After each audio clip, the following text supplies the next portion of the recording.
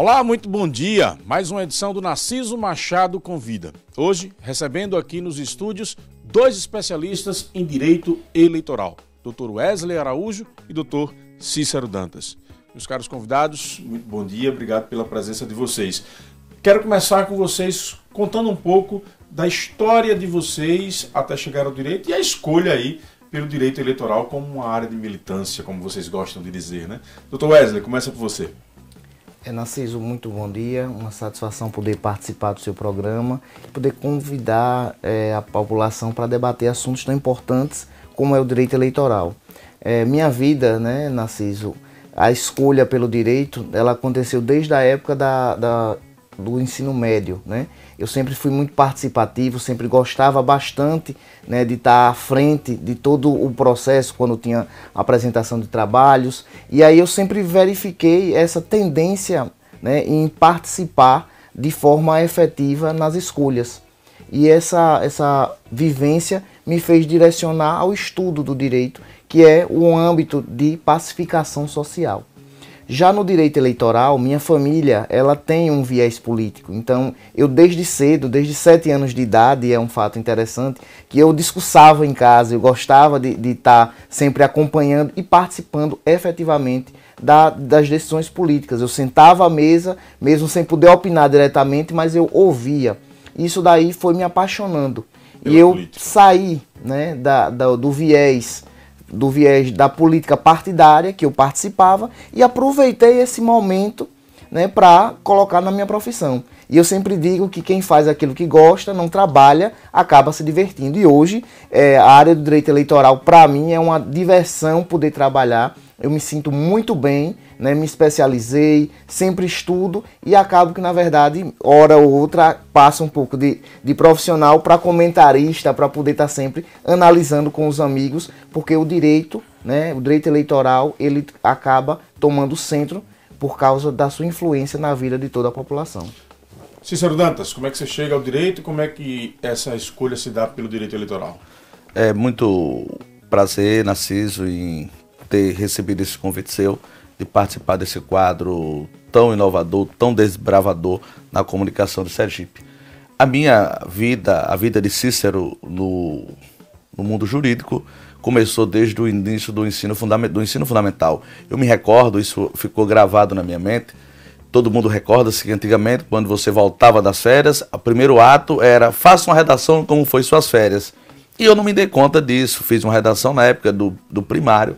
E ao ingressar na faculdade de Direito, encontrei com uma professora do primário, do interior do estado, todos me conhecem, sabem que eu sou de Monte Alegre, e ela disse a mim, me recordou de uma redação que eu tinha feito ainda no ensino primário, que eu não me recordava. Ela dizia que na redação eu tinha um sonho, que era ser advogado. Então isso sempre esteve presente em mim, mesmo inconscientemente, já estava presente na minha vida esse desejo, esse sonho de ingressar no mundo jurídico. E quando ingressei, quando prestei vestibular, foi em Sergipe, na Bahia, acabei optando em ficar aqui em Sergipe, claro, por a minha terra, e enveredei por o mundo jurídico. Para o direito eleitoral, também está em mim presente a política. Eu fui líder sindical, eu fui integrante da USES, quando ainda existia a USES, era a União dos Estudantes Secundaristas. Eu fundei o Grêmio Estudantil do meu colégio. Eu participei da fundação do Centro Acadêmico da Faculdade de Direito, a qual eu cursei. Eu deixei lá já previamente para ser fundado o diretório estudantil de toda a instituição. Então, o ramo da política sempre esteve em mim.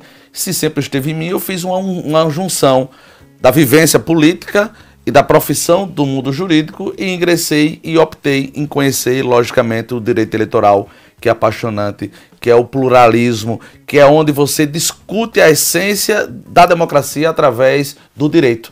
E a advocacia, ela sempre exerceu esse papel de defesa, de pilar da democracia. E do direito eleitoral tem esse papel fundamental. Já que vocês compartilham conosco um pouco dessa trajetória de vocês, vindo também de uma certa militância política, antes de entrarmos no direito eleitoral, então vou jogar vocês aqui numa fogueira. Queria que vocês analisassem um pouco, enquanto cidadãos, como é que vocês estão observando esse cenário que nós estamos vivendo hoje no Brasil. Quem quer começar? Doutor Wesley, claro. Jogou o abacaxi, a batata quente para você, Wesley. O primeiro a cair na fogueira, né, Narciso? Mas quem sabe eu não pulo essa fogueira. Né? Não tenho dúvida, pela inteligência. Narciso, hoje nós vivemos um cenário de polarização, né? Um cenário de polarização. Mas de um modo ou de outro, qualquer situação, né, o mundo ele sempre passa por momentos cíclicos. E eu costumo dizer que por mais drástico, né, por mais ataques à democracia que a gente viva, né, por mais momentos que a gente tema a nossa democracia, eu acho que é justamente nos momentos onde essas coisas são postas à prova que nós conseguimos superar e ultrapassar. É onde a gente consegue, na verdade, perceber o quanto nós podemos avançar. Então, assim, esse momento que nós vivemos, de toda essa dificuldade, de todo esse debate, ele vai nos render, com certeza, futuramente, uma consolidação daquilo que nós construímos, né, para que as pessoas possam refletir, né, que em 1964, quando nós tínhamos um momento onde vivíamos um regime ditatorial. Então, hoje, com algumas questões relacionadas a ataques ao nosso sistema democrático, a gente pode fazer o link e dizer, olha, nós tínhamos esse momento aqui, será que esse é o momento que nós queremos regredir ou a gente precisa avançar? Então, toda dificuldade, toda tensão, toda crise na história, ela vem justamente com o objetivo de transformar. Então, eu acho que nós vamos ultrapassar, sim, a eleição 2022. Ela vai ser, na verdade, decidida de maneira democrática. Eu não vejo no Brasil ambiente para golpe. Eu acho que qualquer aspecto, qualquer pessoa que levante isso, é uma mera especulação. Por que eu afirmo isso? Porque as redes sociais, porque a comunicação, o papel da imprensa fundamental jamais chegará a um ponto desse. Então, esse sentimento, Narciso, que eu observo no Brasil e que tenho certeza que faz parte do processo político, né? Toda a tensão, todo esse momento de desgaste, ele faz parte, mas no final nós vamos ter a soberania do povo nas urnas escolhendo e vamos passar, né? Porque tudo na vida passa. Cícero. O momento político que o Brasil vive é um momento político inesperado, imprevisível, porque o Brasil não se preparou para ter a comunicação que tem. Diz-se hoje que a polarização ela está latente. Não concordo. Ela sempre existiu. Entretanto, eu não tinha condição de debater política com alguém do Rio Grande do Sul. Eu só poderia debater política com alguém do meu bairro, da minha cidade. Já era polarizada. O que existe hoje é a comunicação. Hoje eu debato política em questão de segundo com alguém que está no Rio Grande do Sul, no Paraná, em São Paulo, no Rio de Janeiro. Ou em qualquer outro lugar do mundo. Ou em qualquer outro lugar do mundo. Então essa polarização que se diz, que essa crise na democracia é por conta da polarização, não é. É porque o Brasil não se preparou para essa comunicação. E outra coisa, eu sou defensor da educação. Por formação eu sou professor. Eu tenho magistério, fui formado em magistério, eu tenho licenciatura no curso de Direito e sou professor do ensino superior. Eu não posso me afastar de uma formação na sociedade quando não tem mais nas suas disciplinas básicas curriculares, OSPB, Educação Moral e Cívica. Hoje você forma pessoas no ensino fundamental, no ensino médio, sem uma formação política, sem um conhecimento da importância da democracia. Você enche os alunos, você enche os adolescentes de conteúdo, mas não enche de valores, mas não enche de princípios. E aí eles se afastam desse debate, eles se afastam dessa construção e fica esse vácuo, fica esse espaço que vem sendo buscado, preenchido com desvio de personalidade. Para você ter uma ideia, agosto é o mês da advocacia. Dia 11 de agosto comemora-se o Dia da Advocacia. E nós já estamos formatando um evento para o mês da advocacia em Sergipe e o tema é democracia. Fui lá na OAB, foi através da OAB, que é a maior defensora da democracia, onde todas as maiores decisões se passou. Você recorda-se que o primeiro impeachment, depois da Constituição de 88, que o Brasil experimentou, primeiro foi aprovado na OAB. Então é através da educação, é através da formação que eu penso que este momento, este desvio de finalidade da informação tem se provocado nesse momento. Também concordo, o Brasil não vive uma crise de identidade de democracia. O Brasil perdeu essa valorização do ensino sequencial, fundamental, médio e ensino superior. Eu penso que o momento político é um momento de reflexão, para que traga para as escolas, para a formação, a base de formar cidadão, não de formar meramente alguém com conteúdo.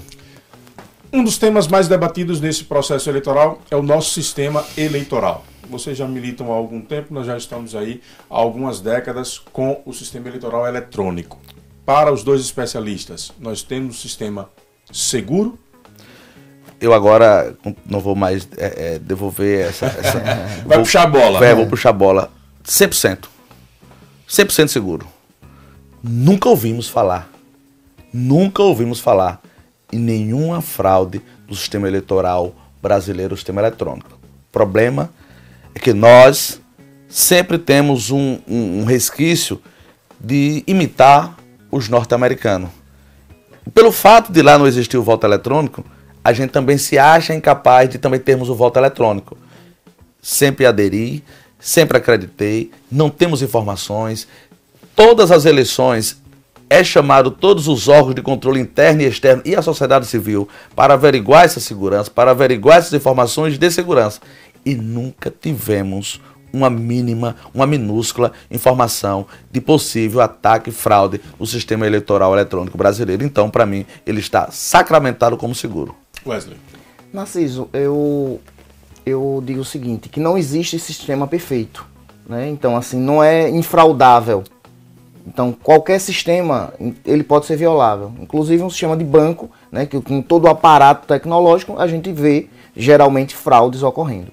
O que eu posso compreender é que qualquer sistema, seja ele eletrônico ou na cédula, né, ele vai ser falível em algum momento. Aí ele pode ser aprimorado, mas a gente sempre vai ter uma tentativa de fraude. O que eu consigo observar é que o sistema eletrônico, de fato, ele tem se demonstrado seguro. Nós não tivemos nenhuma fraude comprovada dentro desse período. É tanto que a Justiça Eleitoral busca sempre estar aprimorando, né, cercando de novas chaves de segurança. Então isso daí demonstra um cuidado. Mas assim, eu considero um avanço. Né? A Justiça Eleitoral tem avançado. Esse sistema, né, como o próprio Dr. Cícero falou, nos Estados Unidos é utilizado. Existem alguns estados norte-americanos que utilizam, outros países do mundo que utilizam também a urna eletrônica. Contudo, é uma experiência brasileira que deu certo, porque nós conseguimos eleger diversos presidentes, prefeitos, vereadores. E o que acontece? Ele deve ser aprimorado. É óbvio que como eu mencionei no início, né, o questionamento de um agrupamento político sobre a segurança, eu não acho em todo ruim.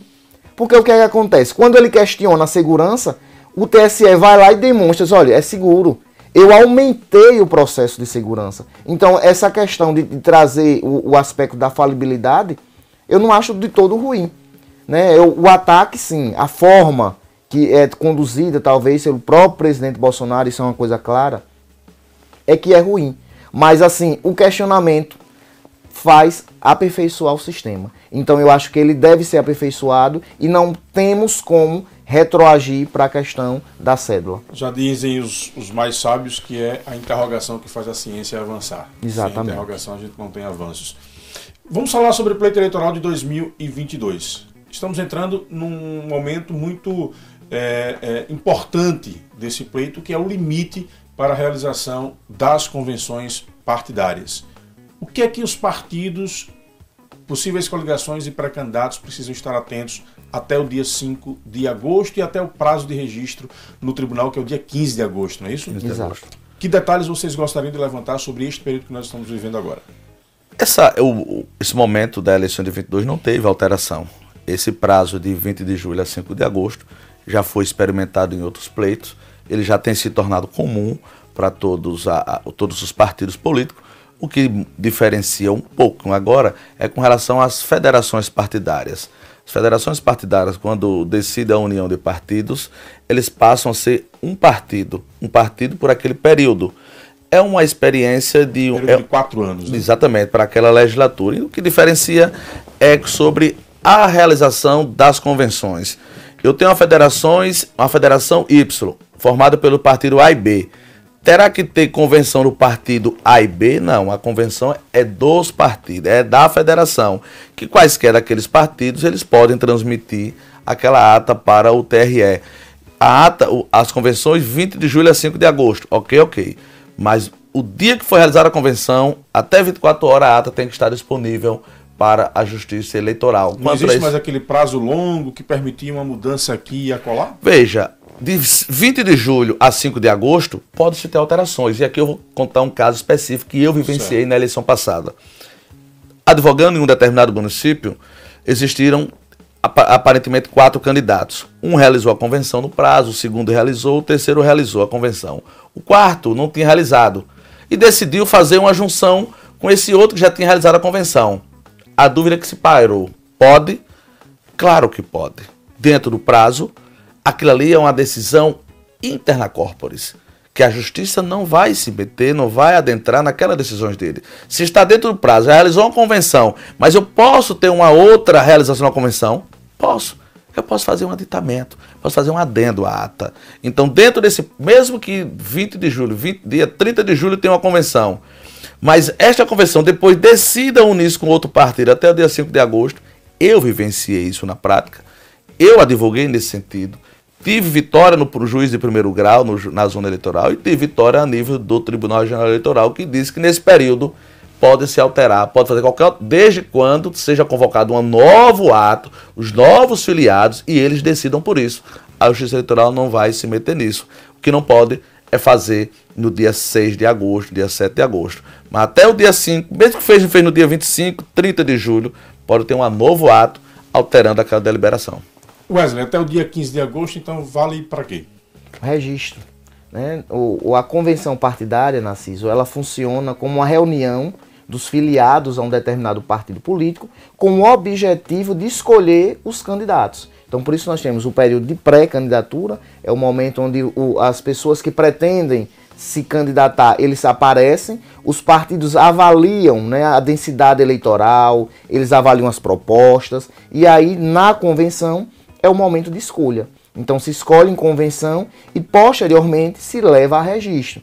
Então o partido, com a autonomia que a Constituição Federal traz, né, possibilita a escolha de uma maneira interna, uma maneira individualizada, livre, e o partido encaminha essa resolução, essa conclusão à Justiça Eleitoral, que terá conhecimento.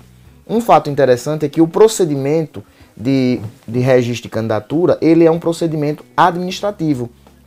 Então ele vai acontecer de forma administrativa e aí vem a impugnação que torna esse processo judicial. Uma coisa interessante, Narciso, que as pessoas têm questionado bastante é: será que um candidato, caso ele tenha alguma inelegibilidade, caso ele tenha alguma condenação criminal, ele pode ser escolhido em convenção? Não tem problema nenhum. A legislação, ela não traz nenhuma acepção, ela não traz nenhuma barreira para interferir na escolha do partido. Quem vai fazer essa análise é a Justiça Eleitoral. Ou seja, se a convenção partidária escolhe um candidato inelegível ou um candidato que não possui afiliação partidária, quem faz essa triagem é a Justiça Eleitoral. Eu não precisaria de uma liminar, eu não precisaria de nenhuma decisão efetiva para isso. E aí, na impugnação judicial, é que, consequentemente, iria se debater se esse candidato ele possui todos os requisitos de elegibilidade e se ele não possui nenhuma inelegibilidade. Então, é nesse momento, no momento do registro, que eu irei analisar. Antes da gente avançar para o período pós-convenções, eu queria que a gente analisasse um pouco isso que passou-se a chamar de pré-campanha. Que é uma campanha anacrônica, porque você só não pode pedir voto, mas está em campanha efetiva o tempo todo. Explica para os nossos internautas, expliquem para os nossos internautas o que é que efetivamente não pode nessa pré-campanha e o que é que para vocês que são advogados eleitorais e que advogam efetivamente para alguns partidos, o que é que vocês ficam atentos para tentar pegar o adversário em uma ação ilícita, digamos assim, nesse período? Pré-campanha e campanha. O que é que diferencia? Eles são muito parecidos, eles são muito semelhantes. Eu costumo dizer que é uma união heterovitelínea, que é como se fossem gêmeos de placetas diferentes. O que é que diferencia? Na pré-campanha da campanha, você não pode ter número ali exposto na sua aparição, na sua exposição na internet. Você não pode vir, mesmo que não é que você não possa pedir voto. Não é além do pedido explícito, poderá estar confundindo a cabeça do eleitor, poderá ter um pedido implícito ali, quando você ostenta numa aparição sua um número que em tese você vai utilizá-lo, um número, não o número do partido. Você precisa de separar uma propaganda eleitoral com a propaganda partidária. O partido, quando está fazendo a propaganda dele, ele pode ostentar o número que ele corresponde. Agora, um pré-candidato, nenhuma aparição, nenhuma exaltação de suas qualidades pessoais na pré-campanha, ele não pode associar este momento a um número que ele irá utilizar para a urna, que mesmo ele não dizendo, vote em mim, o meu número é X, mas estando associado... Subliminar ali. Está subliminar. Esse ponto tênue. É esse o cuidado que eu tenho com os partidos que eu advogo, com os pré-candidatos que eu tenho orientado, e é esse olhar que eu tenho tido com os possíveis adversários dele. Para que, se não é permitido a campanha eleitoral, a propaganda eleitoral, não é permitido para você e não é permitido para o outro. E outro ponto importante é a propaganda eleitoral negativa. Devemos estar atentos à propaganda eleitoral positiva, que é o candidato falar bem de você e se exaltar e fazer propaganda política antecipada, extemporânea, mas também existe a propaganda extemporânea negativa, é quando o adversário começa a falar mal, ofender a honra, a dignidade do candidato adversário. Também é repudiado e é passivo de representação na justiça eleitoral. Meu caro Wesley, mais alguma observação a fazer sobre isso? E queria também que você dissesse um pouco, dentro dessa questão do número e da mensagem subliminar, né? O que é que diferencia isso de um pedido explícito? Narciso, existe uma linha tênue, né, quando a gente trata de campanha e de pré-campanha. E as pessoas... E desculpa, só complementar, as penalidades também. O que é que há de penalidade ou não? Porque a gente vê alguns abusos por aí, me parece que os pré-candidatos não estão muito preocupados com isso, não. Talvez nesse momento não. Essa linha tênue, Narciso, entre campanha e pré-campanha, a legislação, ela de fato criou um vácuo, porque a gente precisa compreender por que da pré-campanha. Quando nós tivemos os escândalos, né, relacionados a os órgãos públicos acabam sendo patrocinadores das campanhas e os valores utilizados nas campanhas eleitorais, a legislação reduziu o tempo de campanha. Nós passamos dos 90 dias para os 45 dias para diminuir o custo. E aí esse período de 45 dias que anteciparia, nós chamamos de pré-campanha. E dissemos, nós podemos fazer tudo nesse período, menos pedir voto. Então a legislação diz, olha, desde que não haja o pedido explícito de voto, eu posso conceder uma entrevista, eu posso, na verdade, fazer uma reunião, eu posso também fazer uma reunião interna corporis, eu vou poder fazer um debate. Então, o objetivo da pré-campanha é justamente demonstrar, né, trazer ao candidato, trazer à população a informação que aquela pessoa pretende disputar a eleição. Então, o que é que acontece? Esses excessos, como você pontuou, eles acontecem porque os pré-candidatos eles começam a praticar alguns atos que, consequentemente, assemelham-se à campanha. Eu vou lhe dar um exemplo claro. Eu tenho assessorado muitos pré-candidatos ao parlamento e eu tenho observado que eles estão utilizando bandeira. Eles perguntam, Wesley, posso utilizar bandeira? Eu digo, olha, bandeira é um ato de campanha eleitoral. Você não tem uma bandeira, um link com a pré-campanha. Por quê? A consciência é que a pré-campanha é simplesmente para demonstrar, dizer, olha, eu pretendo ser pré-candidato. Eu pretendo ser candidato. Então eu não posso lhe pedir o voto, mas eu estou aqui demonstrando a minha intenção. Eu tenho plataforma de projetos, então você pode demonstrar isso. Mas a bandeira é um ato extremamente político-partidário. Eu posso ter até a bandeira do partido, mas eu não posso colocar o meu nome de pré-candidato em uma bandeira. Então esses excessos, como você pontuou, eles não são observados agora. Porque quando a gente está numa eleição, né, onde não está efetivamente formada toda a conjuntura, a gente não tem, na verdade, o adversário. Então aquele candidato a deputado estadual, deputado federal, ele não tem efetivamente um adversário, porque nós não temos a formação ainda computando voto, né, quem ganhou, a própria federação, quem fez mais, quem fez menos. Tudo isso vai ser observado justamente pós-eleição. Por exemplo, adesivo em carro com o nome do pré-candidato, pode? De hipótese nenhuma, Narciso. Alagoas está cheio. Exatamente. Eu não só tenho observado com alguns colegas que eu faço parte da Abradep, que é justamente com esse objetivo da gente socializar a Academia Brasileira de Direito Eleitoral, e a gente socializa não só a Bahia, a Alagoas, como a Bahia também, né? Pré-candidatos fazendo carreata, fazendo comício. Então tudo isso vai ser observado no momento que ele registra a candidatura. Então, tudo isso, quem é oposição pode ir coletando todas essas informações para depois causar os questionamentos à justiça. Exatamente. Por quê? Porque nós não temos um candidato ainda, né? Você me questionou, Wesley, e a punição do adesivo? Propaganda antecipada, R$5.000 de multa.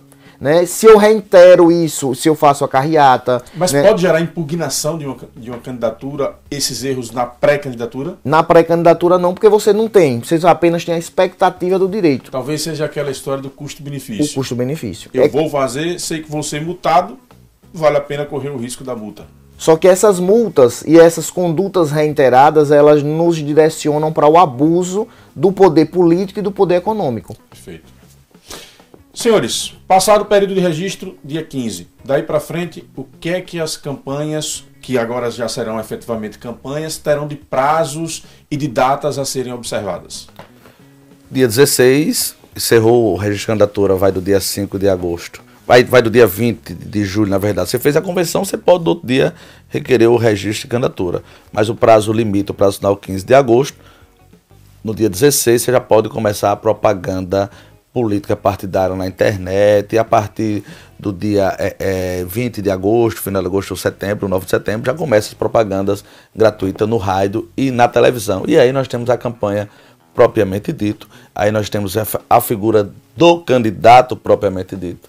Dia 16, o que se diz hoje pré-candidatos, tendo o seu pedido de registro encaminhado à Justiça Eleitoral, no caso do Sergipe, nesse momento as eleições regionais ao TRE, ele já pode se autodeclarar candidato e a partir daí já pode começar a fazer seus atos de campanha. Nós temos o período também entre setembro, o envio da prestação de conta parcial, e nós temos em novembro o envio final da prestação de conta final, mas nós temos durante esse período também 20 dias antes da eleição, dia 20 de setembro é a data limite para aqueles partidos que desejem fazer alteração do candidato. Isso não é uma mudança nova, isso já vem de algum tempo, que aquela opção de você mudar o candidato 24 horas antes do pleito, isso já faleceu, isso já desapareceu do direito eleitoral, são até 20 dias antes, uma mudança que possa acontecer. Então seria mais ou menos dia 12 de setembro. Mais ou menos por aí.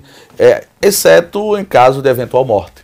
E aí, como é um fato incerto, você pode mudar mesmo depois desse prazo. Perfeito. E aí nós temos a nossa eleição no dia 2 de outubro, e a partir daí passa-se a Justiça Eleitoral a migrar, como disse bem o Dr. Wesley. A Justiça Eleitoral ela tem um caráter híbrido. Ela ora atua como um poder administrativo, ora ela atua como um poder judiciário. Enquanto você envia o pedido de registro de candidatura, ela está atuando como o poder atípico dela, administrativo. Mas quando ajuiza-se um pedido de impugnação ao registro de candidatura, entra ali nesse momento a justiça, o poder típico da Justiça Eleitoral. Então ela funciona ora como poder administrativo, ora como poder judiciário. Wesley, o que é que você destacaria desse período de 16 de agosto para frente? Aí, Narciso, é onde começa efetivamente as campanhas, né? É a propaganda eleitoral. Então, assim, como diz o nosso irmão do interior, a giripoca pia. Exatamente, né? É exatamente o momento onde o circo pega fogo, onde a coisa efetivamente vai se iniciar, que é a propaganda. E aí eu vou me ater, né? Dr. Cícero já deu um panorama geral de todos os prazos, que ocorreriam os mais importantes, obviamente. E aí eu vou me ater à questão da propaganda, a diferença, né, que nós vamos ter da propaganda nessas eleições. Eu já atuei em diversas eleições municipais e aqui no estado, já coordenei inclusive eleição estadual, e nós tínhamos dentro desse período de propaganda o início, onde é permitida a propaganda por meio de adesivo, carro de som, comício, carreata, passeata, e o início da propaganda efetiva no rádio e na televisão, que era quando de fato as ações eleitorais, as representações se intensificavam pelo direcionamento que se tinha, né, da agilidade dentro da propaganda no rádio e na televisão. O prazo de 24 horas para o direito de resposta, que é um dos prazos mais curtos do nosso direito, de um modo geral. E aí nós temos um fator diferencial, Narciso, que é a internet. Né? Então, quando eu atuava lá na campanha, e a gente tinha uma equipe acompanhando o programa do determinado candidato. Então, acabava o programa, nós íamos para o escritório representar, né? Buscar as falhas e os abusos, os excessos naquela propaganda daquele horário. Saía meio-dia e saía à noite. E aí a gente começava a representar. A internet não. É 24 horas, né? As coisas erradas acontecendo. A estrutura de fiscalização mudou também. Com certeza. Então, assim, a intensificação, né? Com o início da propaganda, com a internet, então, isso daí, tenho certeza que a eleição 2022 será diferente de tudo que nós já vimos em quem estiver atuando nas campanhas majoritárias, principalmente. Então, assim, essas questões, né, postas na internet, é o que nós vamos mais tarde linkar como abuso. Né? Vai estar tudo registrado. Agora, dentro desse processo da propaganda, qual o limite para você considerar um abuso? Você tem os limites de gastos pelas campanhas, você tem a questão do tal do impulsionamento, o que é que pode e o que é que não pode nesse período. Como caracterizar um abuso? Dá continuidade você, Wesley. A questão de como o abuso, ele é um conceito amplo. Ele é subjetivo? Ele é subjetivo, né? Cada julgador pode entender de uma forma diferente. Eu adoto muito a linha de José Jairo Gomes, né? O abuso, ele diz que é um conceito fluido. Nós não temos um conceito específico. Nós não temos ele positivado. O Código Eleitoral ele não traz um critério do que é abuso. Então José Jairo Gomes diz o seguinte, que é o mau uso do direito. Então nada mais do que o mau uso. Aí como é que eu posso contextualizar, Wesley? Eu posso trazer como exemplo o seguinte, o gestor público, né, a um dado momento, ele pode fazer uma inauguração de uma obra, desde que ele não seja candidato, ele pode fazer a inauguração de uma determinada obra. Só que o que acontece? Ele está dentro do direito de gestão, na condição de gestor inaugurando. Só que aí ele faz a inauguração dessa obra e acaba, Narciso, utilizando no momento da inauguração as cores, não só as cores, porque aí você vai trazer para um processo que está em andamento ainda em Sergipe, não só as cores, como diversas circunstâncias que direcionam a um determinado candidato. Então o que acontece? Eu tenho a utilização de um direito da inauguração, que é intrínseca à administração pública, mas aí o que é que eu vou fazer? Eu vou utilizar aquele ato, que seria um ato legal, para direcionar a uma campanha, a demonstrar à população que aquela obra está sendo feita em detrimento daquele pré-candidato, que para se continuar eu preciso do apoio de um determinado candidato. Então assim, eu vou direcionar, né, para aquele candidato o meu apoio naquela inauguração pública. Então eu tenho um ato que é lícito, que é legal, mas eu tenho esse ato direcionado para o candidato. Então eu abuso do meu direito de realizar aquele ato. E aí a gente vê isso em cores, a gente vê utilizando isso daí em discurso, a gente vê de diversas formas, né, esse abuso acontecendo. Falou em cores, a gente lembra do processo que está em tanta discussão aí no momento atual, né? Exatamente. Que muitas vezes eu vejo os argumentos colocados pelos aliados, vamos dizer claramente aqui de forma transparente, pelos aliados do Valmir Francisquinho, vinculando a questão do processo dele só a questão das cores. Quando você vai analisar o julgamento, o que os jogadores fizeram foi uma junção de fatos para, na opinião deles, caracterizar o abuso de poder político, né? Como você disse, é subjetivo, então a gente vê especialistas como vocês com avaliações diferentes diante daquilo que foi colocado dentro do processo. Doutor Cícero, o que é que o senhor destacaria nessa área?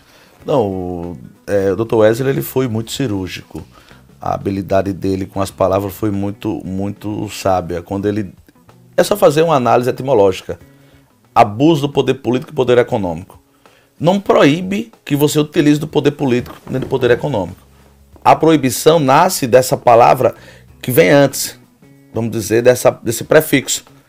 Abusar do poder político e abusar do poder econômico.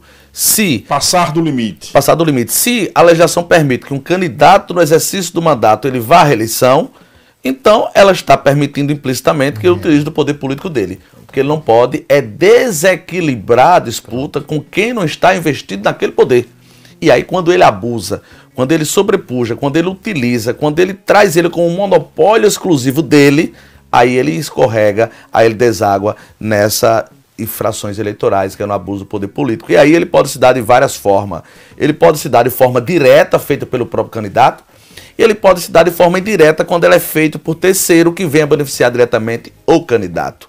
Você queria completar alguma coisa? Você levantou a mão pedindo palavra. Não, na verdade eu fiquei empolgado porque justamente o doutor Cícero complementou muito bem quando ele trouxe esse aspecto, não só da utilização por terceiros, quanto também quando ele mencionou do mau uso e citou a reeleição. Porque se nós analisarmos, o poder político e econômico, ele é utilizado. Tem vantagens. Tem vantagem, isso é notório. E eu adorei essa ideia, né, essa comparação que ele fez. Só não pode, de fato, exacerbar, e ele falou a palavra mágica, né? Desequilibrar o pleito. Perfeito. É notório, né, que o candidato à reeleição ele tem a vantagem, né, de ter a máquina. Palavra que é muito utilizada nesse período, mas que nem sempre fica claro para todos os leigos ou para todo cidadão, para toda cidadã. Quero começar por doutor Cícero. O que é elegibilidade? É verdade. Isso causa essa confusão, às vezes essa dificuldade de compreensão. São dois institutos jurídicos distintos. Elegibilidade e inelegibilidade. Às vezes o candidato, o cidadão, ele pode reunir as condições de elegibilidade. É o que a gente chama de condições de elegibilidade e hipóteses de inelegibilidade. Quais são as condições? O que é elegibilidade? É primeiro ele reunir a capacidade dele de cidadão e de eleitor. Nacionalidade brasileira, filiação partidária, gozo dos direitos políticos, domicílio eleitoral e a idade que é exigida para cada cargo. Esse ele tem as condições de elegibilidade. Beleza? Beleza. E o que é inelegibilidade? É quando ele não tem nenhuma delas? Não. Quando ele não tem nenhuma dessas hipóteses, ele não tem a condição de elegibilidade. O cidadão, o candidato, ele pode reunir todas, ser elegível, mas tem impedimento. É o que a gente chama de hipótese de inelegibilidade. E o que são hipóteses de inelegibilidade? A Constituição trata isso lá no capítulo que fala dos direitos políticos, que são aquelas capacidades, a inelegibilidade absoluta. O que é absoluta? Aqueles que não tem jeito, não acaba nunca. Os inalistáveis e os analfabetos. Eles são inelegíveis. Sempre eles vão ser inelegíveis. Quem são os inalistáveis? Os menores de 16 anos, os conscritos, eles estão impedidos de... Os conscritos são aquelas pessoas que estão servindo o serviço militar obrigatório, chama de conscrito. E os analfabetos, eles não podem, em nenhum momento, receber voto, ser votado. Eles não reúnem a capacidade eleitoral passiva de receber voto, ser candidato. Mas tem também aquelas situações que são relativas, que pode acontecer ou pode não acontecer. Como? A depender do exercício do cargo público que você exerça, a depender do vínculo parentesco que você tenha com aquele candidato. E o que desalga por último é a situação da lei das inelegibilidades. Lei 6490, e logo em 2010 ela sofreu uma alteração por a lei complementar 135, que se disser o número ninguém conhece, mas falar a lei da ficha limpa todo mundo conhece. E também aí dentro, o cidadão, quando ele solicita da Justiça Eleitoral seu registro de candidatura, primeiro ponto, é elegível, brasileiro, filiação partidária, domicílio eleitoral, a idade adequada, gozo do direito político, sim. Agora vamos analisar as hipóteses. Está impedido por exercício de algum cargo público? Não. Tem algum vínculo parentesco com algum dos candidatos ou alguém que esteja no poder? Não. Tem alguma condenação por representação eleitoral, por crime contra a administração pública, por ações de improbidade administrativa? Condenação em grau colegiado. Depende. É uma divisão que precisa fazer. Tem condenações que precisam ser em grau colegiado e outras tem que exigir... Pode ser no primeiro grau. E outras que tem que exigir o trânsito julgado. Não do primeiro grau. Perfeito. Certo? Tem situação, por exemplo, uma condenação criminal, a depender de alguns crimes, não basta que seja colegiado. Tem que ter o transjulgado, porque é quando retira dele os direitos políticos, quando caça dele os direitos políticos. Existem situações que basta a condenação em segundo grau. Foi que fez a lei da ficha limpa. Ela elencou alguns crimes, a lei, em tese, crimes ligados contra a administração pública. Perfeito. Mas existem crimes que não estão ligados, que não basta a condenação em segundo grau. Por exemplo, um crime de tráfico de droga, um crime de homicídio. Não basta a condenação em segundo grau, porque são crimes desassociados da probidade administrativa. Crime de peculato, o crime de extorsão, todos esses crimes estão ligados à administração pública. Então, a lei elegeu esses crimes que basta a condenação em segundo grau. E aí, nessa hipótese, quando a Justiça Eleitoral vai analisar as hipóteses de inelegibilidade. Não é que ele exclua a elegibilidade. Você tem a elegibilidade, mas não passou nas hipóteses de inelegibilidade. Ele vai ter o registro dele indeferido para esse pleito.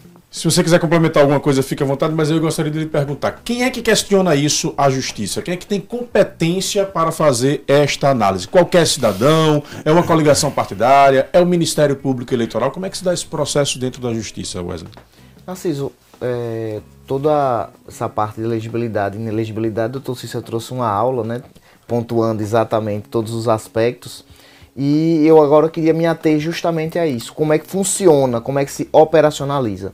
Então você mencionou o registro é encaminhado ao Justiça Eleitoral, e é no momento do registro que acontece a análise, né, se o candidato ele possui as condições de elegibilidade, ele tem aquelas condições, como o doutor Cícero citou, e se ele não possui nenhum impedimento. Essa é uma análise individual da Justiça ou Justiça e Ministério Público? Da Justiça Eleitoral. Então a Justiça Eleitoral está funcionando nesse momento como um órgão administrativo. Ele está analisando todas as informações que os candidatos levaram. Então eu sou elegível, eu tenho as condições de elegibilidade, ótimo. Então eu já passei pelo primeiro filtro, vou agora para o segundo. Eu não possuo nenhum impedimento. A inelegibilidade seria um impedimento de concorrer às eleições. A minha capacidade eleitoral passiva.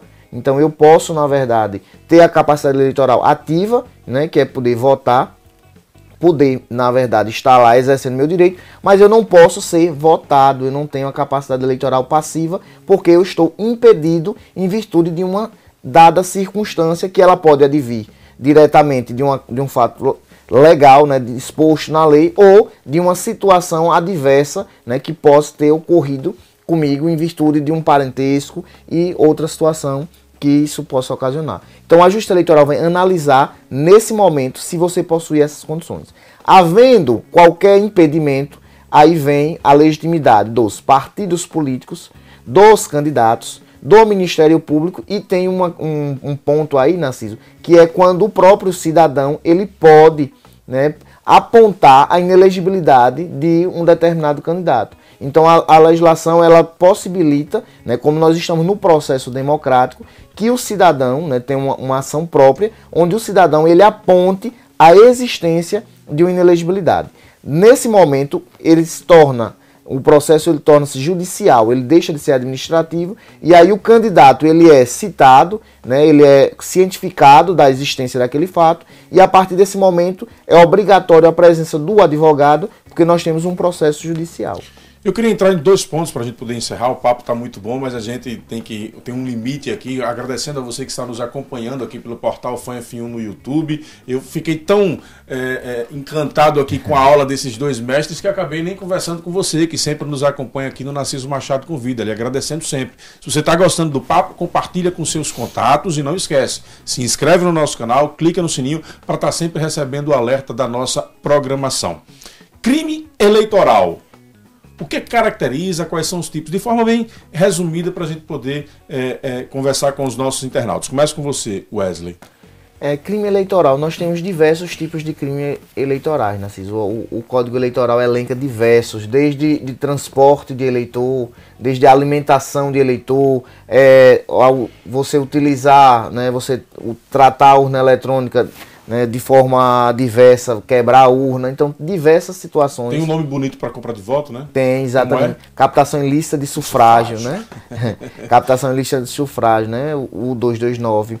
Então, assim, o que é que acontece? Nós temos diversos crimes eleitorais, alguns até que já perderam o sentido. Lembrando que compra e venda de voto é crime. Exatamente. Existem as duas circunstâncias, né, que estão dispostas na legislação. Tanto vender o voto, quanto também a captação de forma ilícita do sufrágio, que é o voto do eleitor. Então, eu teria esse tipo de crime mais latente. São algumas situações que estão mais, digamos, são mais corriqueiras.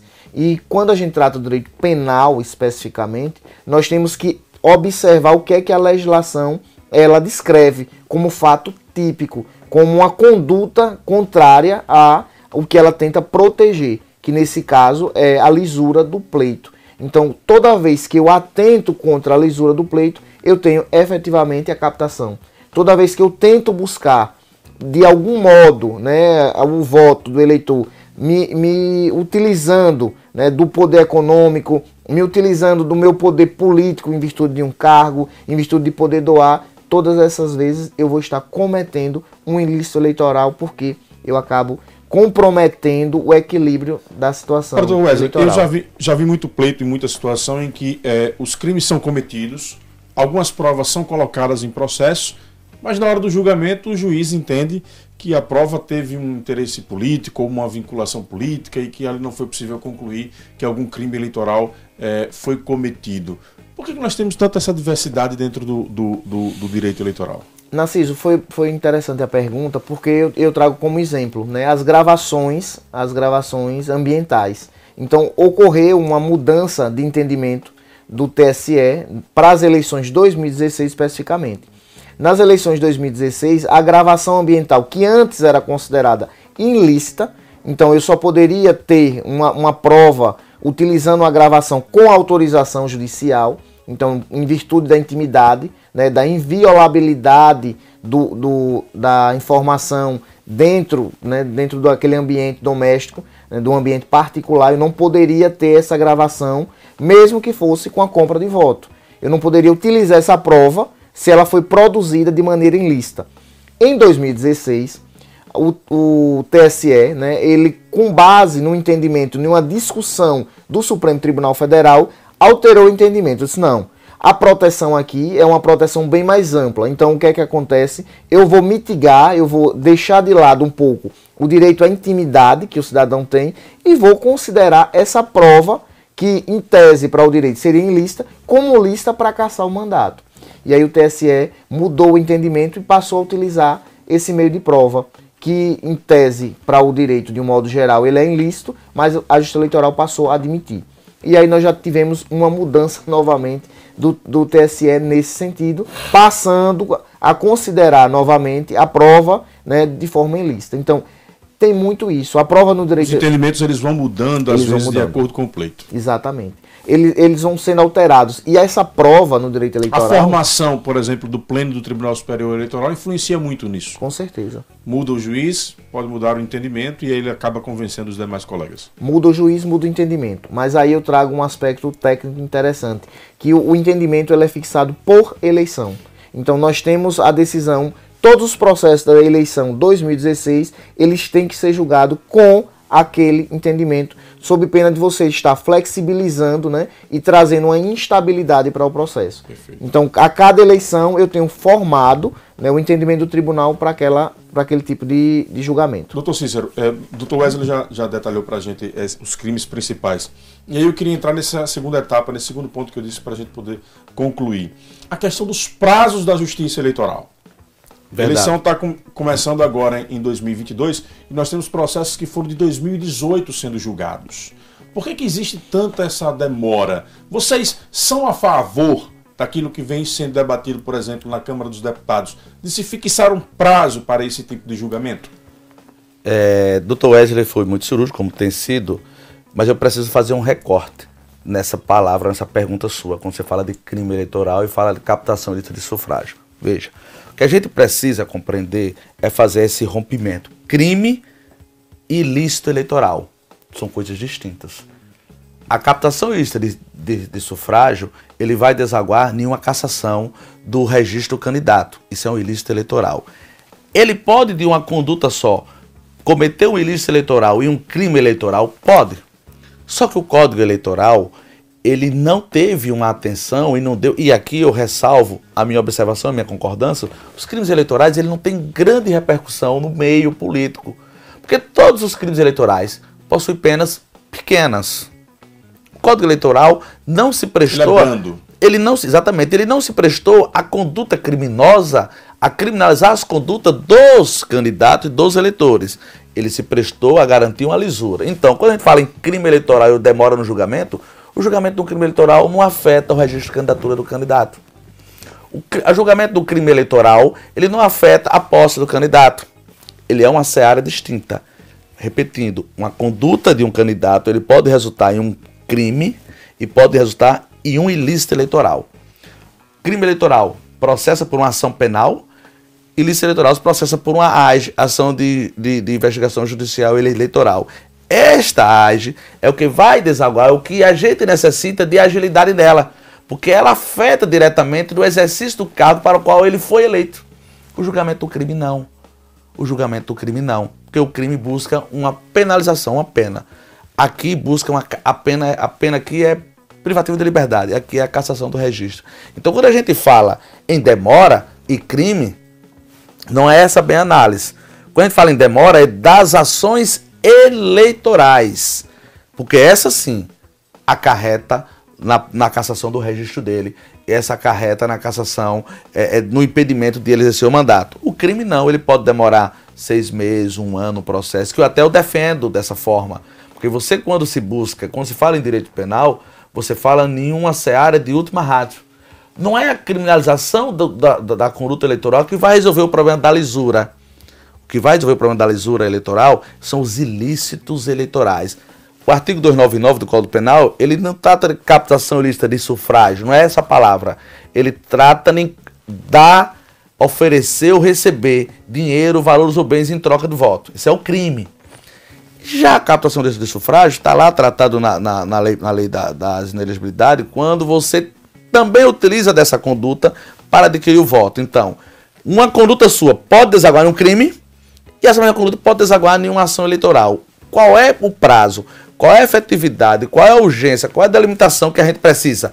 A ação eleitoral. Para quem está nos assistindo, veja, o que o senhor está querendo dizer é que o criminal ele não interfere na estabilidade política daquele gestor ou daquele mandatário que venceu as eleições. Perfeito. A investigação eleitoral, ela atinge a estabilidade. Porque você pode ter um governador, como nós tivemos aqui no estado, que passou 3 anos aguardando um julgamento. Sim. Deputados federais que passaram 3 anos aguardando julgamento, que perderam seus mandatos agora no último ano de mandato. Perfeito. Para essas investigações, vocês são defensores de que tenha prazo? E elas existem, o prazo. Ela já tem um prazo definido. Chega de um pleito para o outro? Ela existe o prazo. Por exemplo, diplomação desse ano vai ser até o dia 19 de dezembro. Certo? Até lá, deve-se estarem julgadas prestações de contas e as AGEs. Deve-se estar já julgada. Entretanto, a partir da diplomação, nasce para o Ministério Público e ao candidato opositor e os partidos opositores ao ajuizamento de uma outra ação, que chama-se ação de impugnação ao mandato eletivo. Diferente. Essa de cassação, você cassa o registro. Essa você teve o registro deferido, mas cometeu algo posteriormente ao seu deferimento. Então, são situações distintas. Agora, a gente não pode também defender um resultado sumário. Veja que essa ação busca retirar do candidato uma legitimidade do voto que ele recebeu. Entretanto, está se discutindo que esses votos que ele recebeu foram de forma ilegal. Mas, por exemplo, nós temos regras para a mudança de uma nova eleição dos 2 primeiros anos. Não poderia se aí a Justiça Eleitoral delimitar também nesse prazo, né? Porque, e vocês podem dizer melhor do que eu. Até os 2 primeiros anos, eleição direta. Após os 2 primeiros anos, eleição indireta. Quer dizer, não poderia a Justiça Eleitoral delimitar ali o prazo para esse tipo de julgamento? Quando eu trago de prazo e trago de retardo, eu tenho que fazer uma análise. Eu tenho 7 julgadores para julgar Sergipe. Eu tenho 7 julgadores para julgar o Brasil. Então o TSE é composto de 7 membros. E eles devem julgar o Brasil todo do ponto de vista eleitoral. Então a gente não precisa, a gente precisa ver o problema, encontrar uma solução, mas nunca esquecer de um instituto, das limitações, de um instituto que tem se ganhado repercussão no mundo jurídico. Chama-se o consequencialismo jurídico.